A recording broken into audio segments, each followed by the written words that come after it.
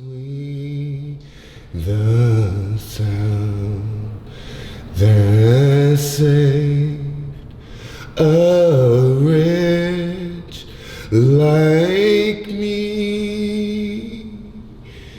I once was lost. Now, to be honest, this is what homelessness looks like for a lot of people. Like, just sitting here waiting on somebody to pull up with some food.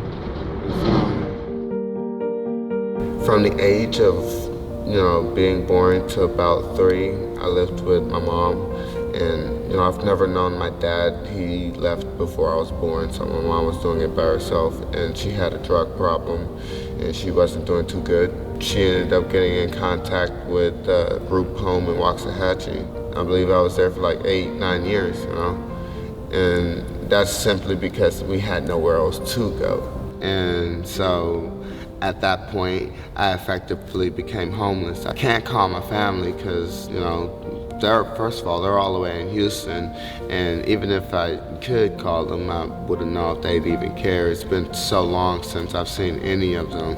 And I literally spent an entire year trying to find a job. And when I say trying to, I don't mean like filling out one job app. I meant like I was going door to door, like walking on foot on the highway trying to find a job. I remember just feeling so down and so depressed about it that I slept underneath the closest bridge for 2 days. I was thinking to myself, man, screw it. If I'm gonna be freaking homeless, I might as well live like a cave troll.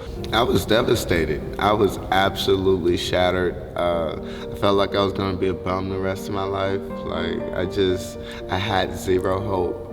And I was trying to, continue to hold in God. I'm going through this storm. And in my head, I'm thinking, that's too shall pass, that's too shall pass. I want to give up, but I didn't, I kept holding in God. I've never dug in a trash can for a meal. I've never sat there and asked somebody, out front of a store, hey, you've got 50 cents, you got $1. I had to draw the line somewhere, and that was just to protect who I was and preserve who I was as a person. I never got into drugs and alcohol because I wanted a future for myself. I wanted a wife and a kid, and I knew that I wanted to be an example. I knew that with God's help, I wouldn't need those things. The reason I think that people on the streets that drink or do drugs in excess is because they're looking for release. They're looking for something to ease their pain, and they're tired of people refusing to look at them. And so they're saying, I'm gonna take matters into my own hands. I'm gonna become the star of my own universe. And in order to do that, I gotta put the center on me. And so I need a help, I need an enabler. This feels better than sleeping on the concrete could. My last month of homelessness, I was staying in a tent. So this is one of the places that I used to stay.